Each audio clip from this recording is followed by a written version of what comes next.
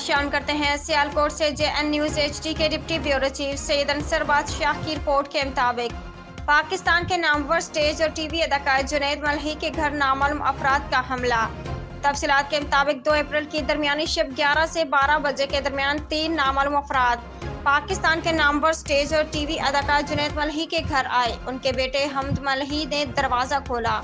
उन्होंने जुनैद मल्ही का पूछा तो पता चला कि वो घर नहीं, जिस पर तीनों नामालूम अफराद आपे से बाहर हो गए और हमद मल्ही को जोदोकोब करना शुरू कर दिया। इस दौरान दूसरा नामालूम खंजर निकालकर घर में घुस गया, जिन्होंने उसके कमरे की भी तलाशी ली। जुनैद मल्ही की बीवी ने बहुत मिन्नत से माजत की, मेरे बेटे को छोड़ दो। इस दौरान शोर शराबा भी ज्यादा हो गया और वो नामालूम अफराद जुनैद मल्ही और हमद मल्ही को कत्ल की धमकी देते रहे और इसको एक्टिंग से मना करते हुए फरार हो गए। पुलिस ने मुकदमा बाजुर्म 452 तेपे और 506 तेपे के तहत मुकदमा दर्ज करके इंक्वायरी शुरू कर दी है। जुनैद मल्ही के घर हमला पर फनून लतीफ़ा के मुख्तलिफ हलकों ने मजम्मत की है।